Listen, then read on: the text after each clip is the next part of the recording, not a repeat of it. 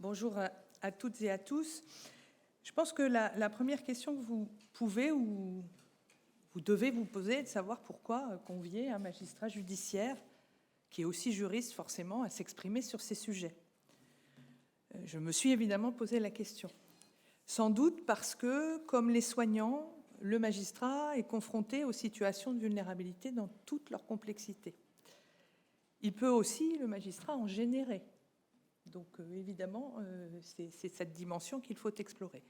Et puis, probablement aussi parce que les juristes, les magistrats en particulier, qui appliquent le droit, mais l'interprètent aussi, ont de compétences acquises, techniques, mais qui les amènent toujours à un certain nombre de questionnements sur l'application des normes aussi, mais sur l'application à des individus singuliers.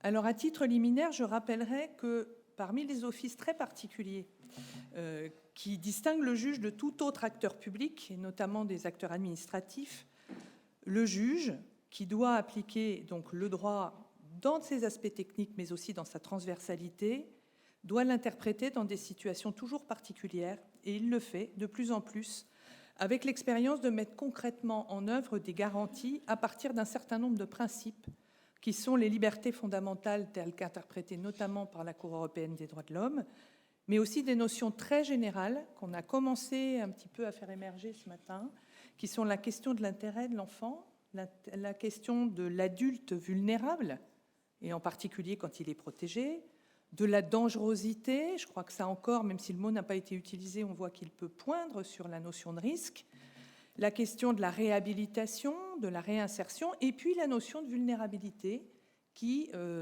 n'est pas une notion nouvelle, en tout cas pour les juristes et pour les magistrats en particulier.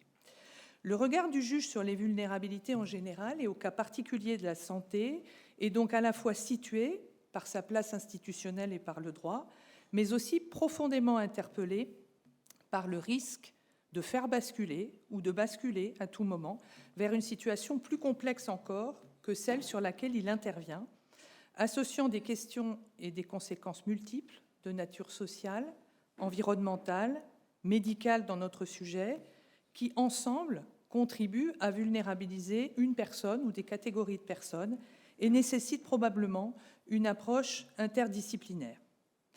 Le sujet qui nous réunit aujourd'hui requiert évidemment et incontestablement de larges focales, tant sur les situations de vulnérabilité. On a commencé à avoir une discussion, je cherche le sociologue, je ne le vois plus, mais je reposerai la question. Voilà. En tout cas, c'est un sujet sur les situations de vulnérabilité. Nous savons que ces situations, comme la vulnérabilité elle-même, sont tout à fait multiples et imposent à la fois une prise de hauteur, une mise en perspective, pour cerner le mieux possible, ça a été dit, de quoi nous parlons, quelle dynamique doit être insufflée pour tenter d'y répondre. Comment en effet essayer de répondre à ces questions dans un monde globalisé, en crise, dont la crise sanitaire, qui génère des fragilités, des incertitudes et de l'anxiété, y compris chez les acteurs.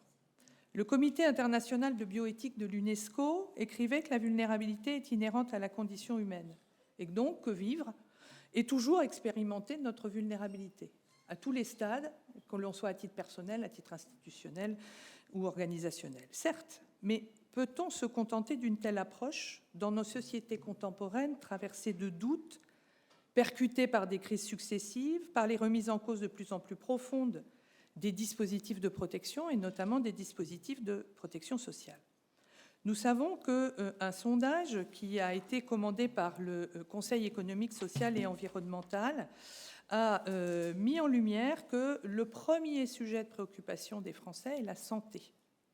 Or, et notamment parce que 40% des Français sont préoccupés par cette santé, par leur santé et par celle de leurs proches, ce qui est une augmentation de plus de 3% par rapport à 2023, et 42% chez les personnes les plus modestes.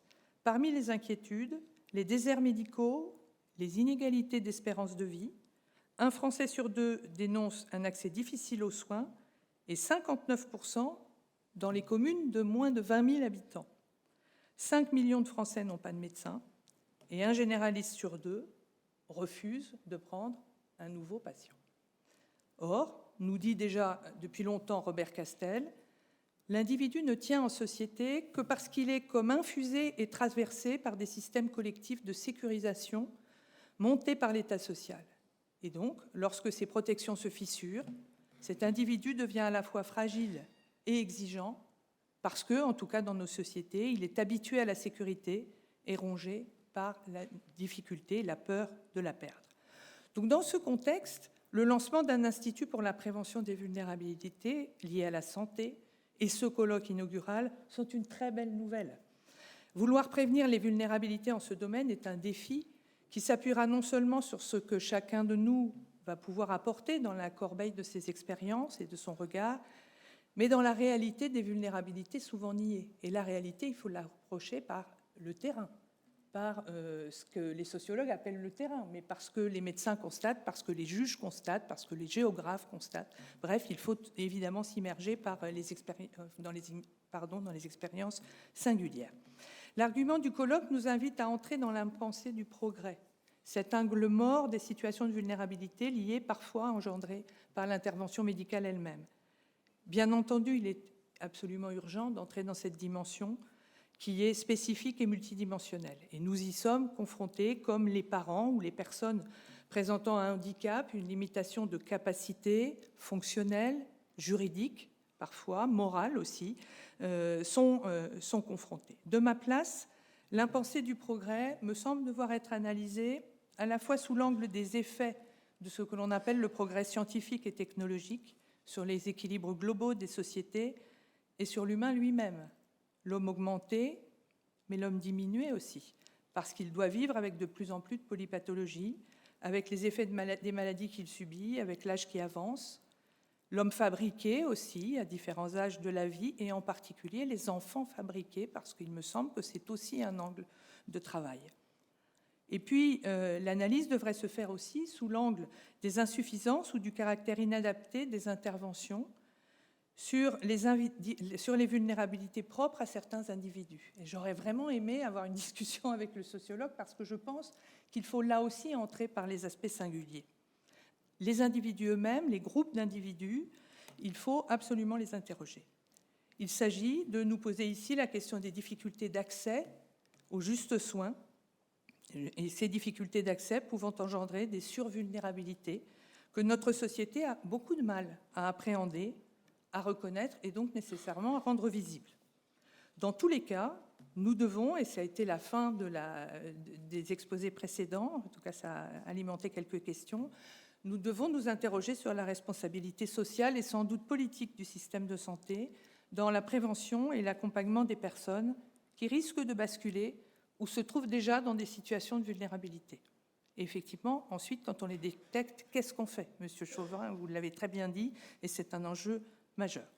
En tout cas, à l'occasion de mon propos, je vous propose de partager quelques pistes de réflexion à partir de ma place singulière de juriste, mais aussi de juge, dont on oublie souvent que le juge est le garant constitutionnel des libertés individuelles dans un état de droit, toujours attentif, donc, pour ne pas dire sensible, à la question des équilibres, et donc nécessairement à la question des vulnérabilités liées à l'état ou à la situation des personnes.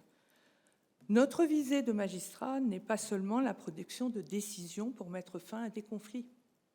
Elle est aussi, et j'ose dire surtout, de préserver toujours les équilibres, le principe de justice, qui évidemment met en cause l'office du juge. Jusqu'où va le juge dans le contrôle de ce qui se passe, dans le contrôle des normes? On a commencé à évoquer la question des normes, et évidemment, il faut y aller. Et il faut aussi que le juge entre dans le possible des relations futures entre les personnes.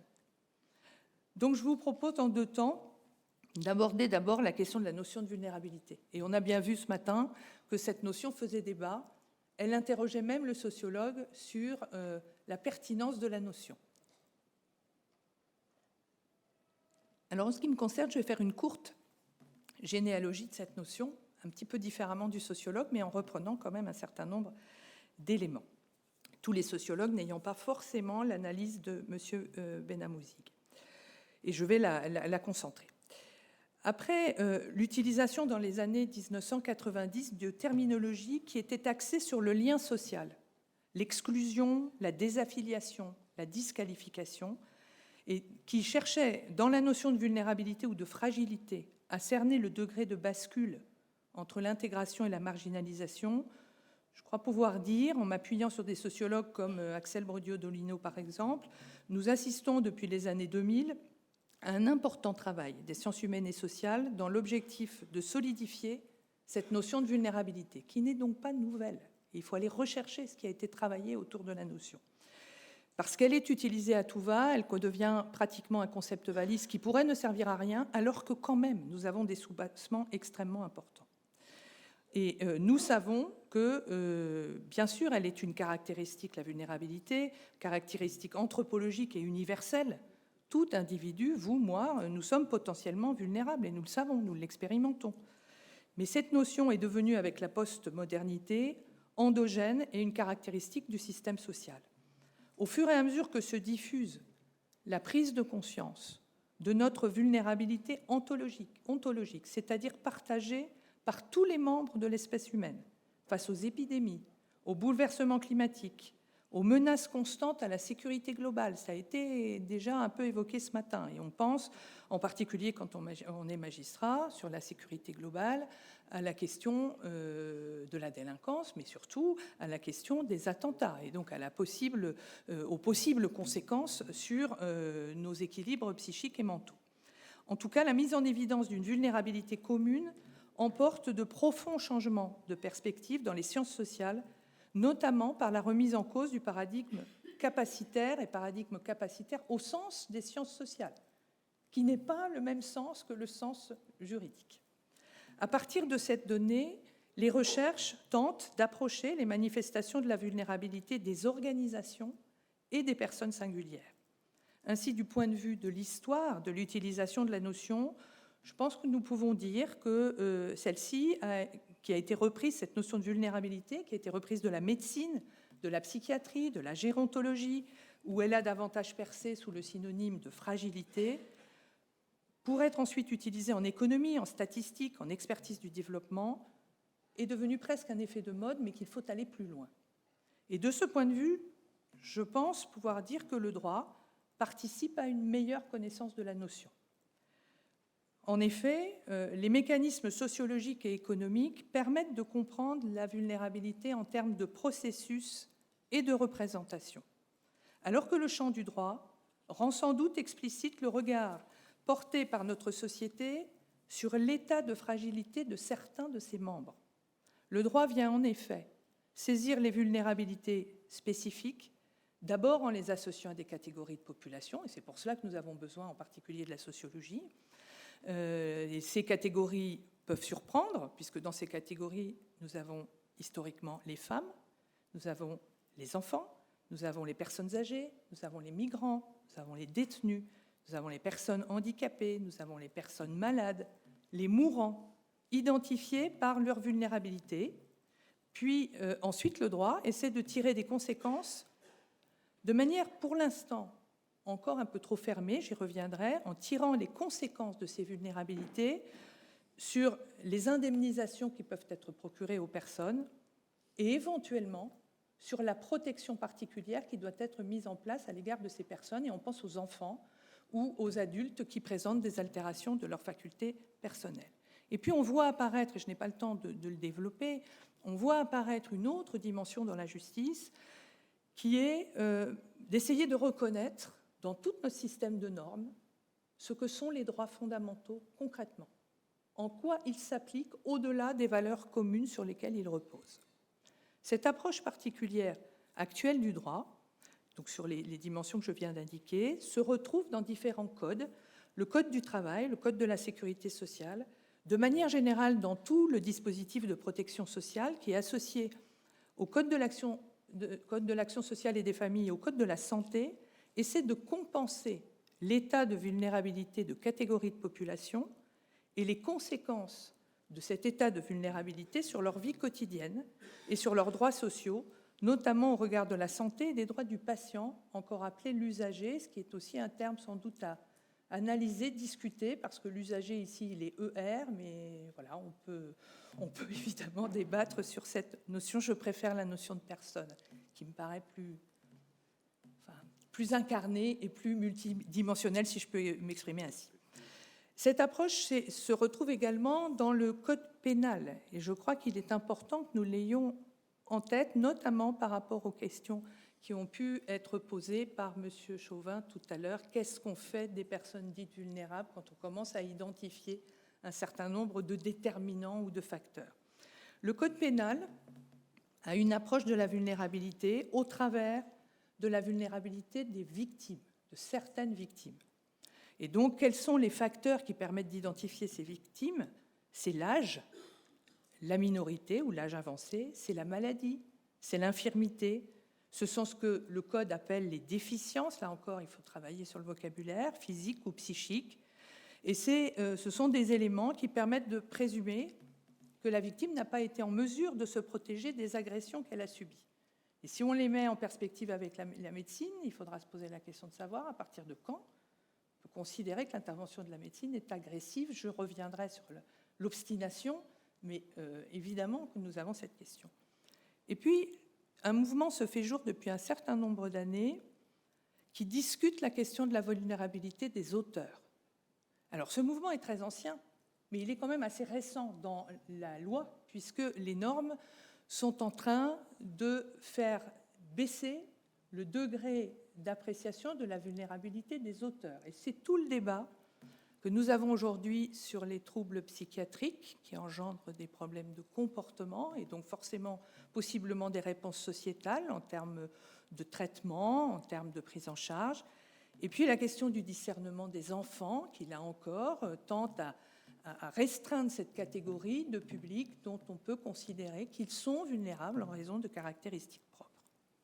Au-delà des codes que je viens d'énoncer, le Code civil lui-même, et le Code civil qui est celui qui organise la vie des personnes privées. Le Code civil n'utilise pas la notion et la terminologie de la vulnérabilité, et pourtant, il reconnaît à la fois l'état et la situation de vulnérabilité d'un certain nombre de personnes, celles qui, en raison de leur âge, c'est le mineur, sont considérées comme vulnérables, et la justice des enfants, en général, le prend en compte, y compris lorsque le mineur entre dans une démarche de soins accompagné par ses parents qui exercent l'autorité parentale pour lui.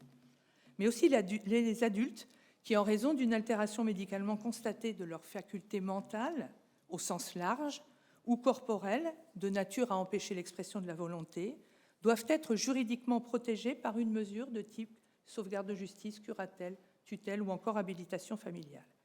Il s'agit ici pour les juristes d'une vulnérabilité liée à l'état de la personne. C'est une altération médicalement constatée des facultés personnelles, mais aussi à sa situation. La situation, c'est l'appréciation par le juge du besoin de protection de la personne en elle-même, mais aussi de ses droits. Et c'est là qu'entre la dimension de l'appréciation des droits fondamentaux. Ces adultes sont devenus vulnérables en raison de l'altération de leurs facultés personnelles. Le droit et la Cour de cassation, qui est notre juridiction suprême, ont pris en compte la notion de vulnérabilité, et c'est important de le dire parce que la Cour de cassation a du mal à faire entrer dans ces catégories juridiques des notions floues, imprécises, et c'est le cas pour la notion de vulnérabilité. Et dans son rapport de 2009, donc il n'est pas d'hier, il date de quelques années, la Cour de cassation a fait rentrer cette notion en considérant qu'il faut à la fois prendre en compte l'état de vulnérabilité, mais aussi la situation de vulnérabilité, puisqu'il peut y avoir cumul de facteurs. Et Xavier Lagarde, professeur de droit, a, dans son avant-propos, expliqué que sous l'angle du droit, la personne vulnérable est celle qui n'est pas en mesure d'exercer les attributs de la personnalité juridique, qui est dans une situation pathologique ou hors norme et qui n'est de fait pas en mesure d'exercer ses droits et ses libertés. Et il faudra que nous y revenions lorsque nous apprécierons ce qu'est vraiment l'état de vulnérabilité de personnes qui ne comprennent pas l'information médicale, qui ne comprennent pas la possibilité qu'elles ont de demander à accéder aux soins, voire qui se voient opposer un certain nombre de refus liés à leur situation particulière. C'est, je le rappelle, les juges qui ont dû définir les contours de la vulnérabilité dans leurs décisions. Donc, Quand on dit que c'est un concept flou, oui, mais les juristes ne sont pas tout à fait sur cette approche. Nous avons un certain nombre de définitions au travers des décisions des juges. Et donc nous disons souvent que le droit nord-américain ou anglo-saxon, qui est un droit plus pragmatique, part de cas, part de situations pour les définir, alors que le droit français part de la norme, donc de ce qu'il y a dans la loi pour définir des situations. Ce que je suis en train de vous dire, c'est que les juges se sont déjà embarqués dans une approche des situations de fait pour véritablement distinguer ce qui relève de l'état et ce qui relève de la situation ou de facteurs multiples. Par exemple, ils l'ont fait dans les cas de délaissement et de privation de soins, y compris de soins médicaux, en un lieu quelconque, pour toutes les personnes qui ne sont pas en mesure de se protéger en raison de leur âge, de leur état de santé physique ou psychique. Et puis, par exemple, bien sûr, lorsqu'il s'agit d'apprécier la validité d'un consentement. Et ça, c'est un sujet majeur dans la question de l'approche des vulnérabilités. En tout cas, actuellement, le terme de vulnérabilité ne cesse de se détacher, en particulier dans la protection des adultes vulnérables, de l'approche sanitaire et sociale pour décrire à la fois un état et une situation personnelle ou collective. Je ne vais pas aborder cette question, mais évidemment qu'il y a cette dimension collective et notamment des organisations. Et nous sortons de cette approche sanitaire et sociale pour véritablement rentrer dans ce qui fait l'aptitude de la personne à prendre seule des décisions éclairées. Ce n'est pas que l'approche médicale qui va nous permettre d'avoir des déductions, c'est une approche en situation au regard de ce que la personne a à dire d'elle-même. Mais nous devons aussi, évidemment, prendre en compte une pression plus ou moins forte, et là c'est toute la question du positionnement du juge, pression plus ou moins forte sur le regard que porte l'ensemble de la société, les médias qui nous le rappellent très souvent, les politiques qui nous le rappellent très souvent, sur les risques des décisions que nous rendons au regard des comportements ou des représentations des comportements que peuvent avoir un certain nombre de sujets considérés comme particulièrement vulnérables. Je renvoie là aussi à la porte énorme ouverte par le professeur Chauvin tout à l'heure. Je dois aussi vous dire qu'à l'opposé de ces conceptions classiques, une autre approche de la vulnérabilité se développe autour de 3 axes principaux. Je ne vais pas les développer, ils ont commencé à être approchés ce matin. Premier axe, la vulnérabilité est fondamentalement relationnelle. Et donc évidemment qu'il faut interroger, en particulier dans les évaluations des situations, ces données.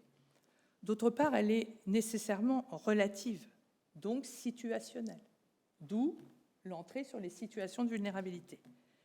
Et puis, troisième axe, elle ne peut par suite être exclusivement catégorielle, au sens où elle définirait de manière précise certaines catégories de population. Et cette approche s'appuie en particulier sur la Convention internationale des droits des personnes en situation de handicap de 2006. Je pense important que dans nos futures réflexions, nous ayons cette entrée qui nous permet véritablement de comprendre ce qui se joue tant à titre individuel qu'à titre collectif. Les mouvements du handicap proposent une conception sociétale très différente, qui rejette le vocabulaire même de la vulnérabilité. Le changement de perspective de ces discours, de ces études, qui sont anciens, ils ne sont pas que français, ils ont commencé dans le nord de l'Amérique, et je pense que monsieur nous en parlera un peu tout à l'heure, ou beaucoup. Le changement est important. Les incapacités, pour eux, ne définissent pas, et j'utilise volontairement ce terme, qui peut être violent, les incapacités ne définissent pas directement le handicap, elles doivent être considérées dans un contexte, dans un environnement social qui peut être incapacitant pour les personnes en situation de handicap ou au contraire soutenant.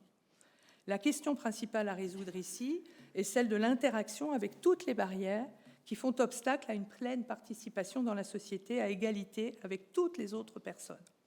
Il ne s'agit donc plus seulement de définir des incapacités ou des vulnérabilités à partir de critères médicaux, et c'est une de nos difficultés en France, et en particulier pour les juristes.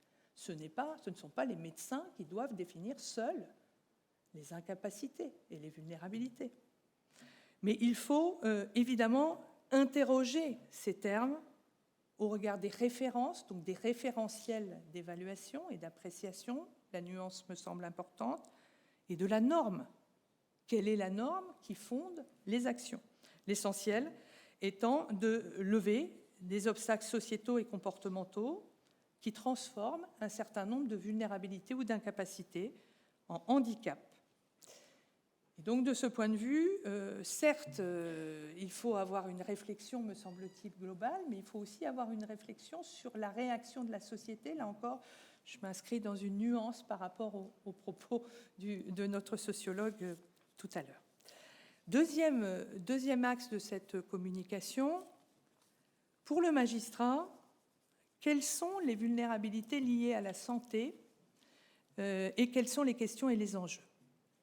D'abord, les vulnérabilités liées à la santé dans le champ judiciaire, pour que peut-être vous compreniez mieux comment nous, les magistrats, nous approchons cette question des vulnérabilités dans le champ particulier de la santé. Il est important que nous interrogions la notion elle-même, et c'est ce que nous faisons, non seulement à partir des différents concepts, mais à partir d'approches pluridisciplinaires, transdisciplinaires, multidisciplinaires, multidimensionnelles, bref, toutes ces questions. Je vois que j'ai un casque qui me demande de m'interrompre, non parce qu'il me semblait que j'étais quand même encore dans mon temps, si on partait sur 30 minutes. Hein. Ok. Non, mais j'ai vu le casque, donc comme je suis une juriste, moi je regarde quelles sont les normes sur lesquelles on attire mon attention. Et en tout cas, notre réflexion sur les vulnérabilités utilise toutes les notions telles qu'elles ont été travaillées par tous les champs. D'une part, parce que nous pensons que, et quand je dis nous, je ne peux pas embarquer tous mes collègues magistrats, un certain nombre d'entre nous pensons, dans l'application du droit, que l'intérêt de la notion de vulnérabilité telle qu'elle a été travaillée, elle va présenter un certain nombre d'avantages. D'abord, comme celle autrefois d'exclusion, elle va aller au-delà de la seule dimension économique de la pauvreté-précarité, de la seule dimension ontologique, médicale, juridique, pour entrer dans une acception pluricausale, pluridimensionnelle. Ensuite, son relatif flou conceptuel, qui est gênant pour les sociologues, je l'entends, mais a du moins l'avantage de la plasticité. Il est susceptible, ce concept, de désigner aussi bien un état qu'un processus, un individu qu'un groupe social, une situation conjoncturelle que structurelle. Et c'est pour ça que là encore, on aurait pu avoir un débat sur les conclusions qu'il a posées. En tout cas, cette notion de vulnérabilité aide à appréhender les réalités mouvantes au fil des lieux, des périodes, des autorités qui s'en emparent, des publics qui l'inscrivent dans une stratégie de mobilisation. Et en général, c'est ce que nous faisons. Nous appliquons le droit quel que soit le lieu où il s'applique.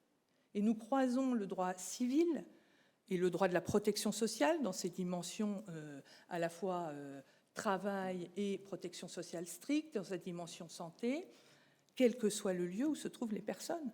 Peu nous importe qu'elles soient à l'hôpital, chez elles, ou dans un établissement accueillant des personnes âgées dites dépendantes. C'est tout cela que nous mettons en place.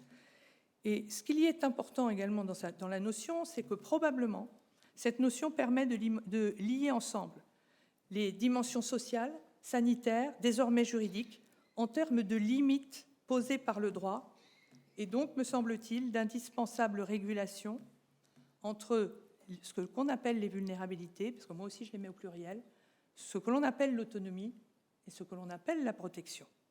Jusqu'ici, malheureusement le plus souvent pensé de manière cloisonnée, étudiée et mise en œuvre par des spécialistes du sanitaire, du social, du droit, s'aventurant assez peu sur les terrains voisins, alors qu'elles sont toujours co-présentes chez les personnes vulnérables elles-mêmes et sur leurs proches. On n'a pas abordé cette question, il y a évidemment une dimension d'appréhension par les proches.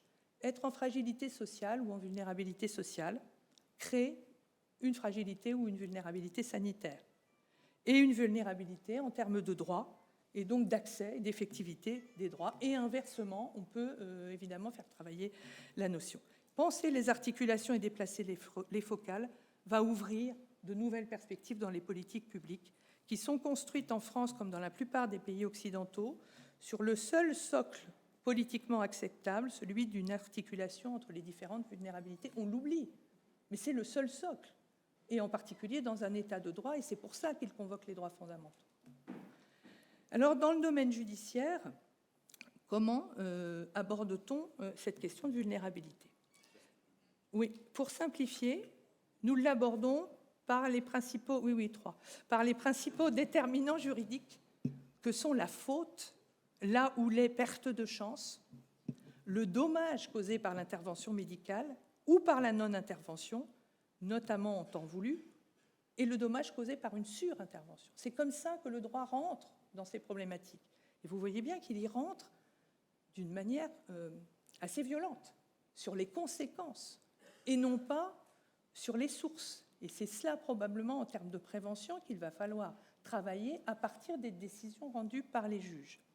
Il y entre aussi, le magistrat, par la réparation, autrement nommée l'indemnisation, où sont mobilisés à l'occasion de l'appréciation de la réparation et de la responsabilité civile ou pénale des acteurs, les conséquences subies par les personnes elles-mêmes, du fait de réanimation excessive ou de réanimation qui donne lieu à des handicaps lourds, même si nous avons une jurisprudence Perruche sur le droit tout de même à évidemment faire un certain nombre d'actes pour autoriser le maintien en vie, quelles que soient les conditions du maintien en vie.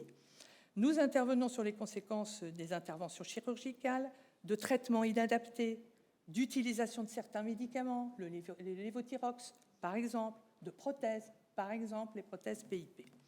Et nous avons des difficultés très importantes sur l'évaluation de l'indemnisation, prenant en compte des paramètres de plus en plus larges pour permettre l'accompagnement. Et ce point-là, me semble-t-il, il faudra le travailler. Et puis, il faudra travailler deux dimensions, je le dis très rapidement, sur des personnes qui sont particulièrement en situation de vulnérabilité.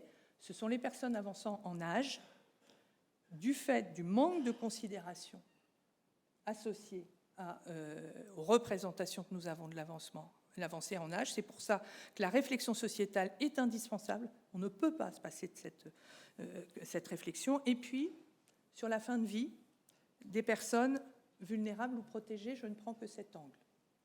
Vulnérables ou protégées, c'est-à-dire des personnes qui soit ont une protection de type curatelle, tutelle, sauvegarde de justice ou habilitation familiale, soit de toute façon sont dans une situation dans laquelle elles ne comprennent pas l'information qu'on leur donne, de sorte qu'elles ne sont pas en mesure de se projeter dans une décision qui les engage.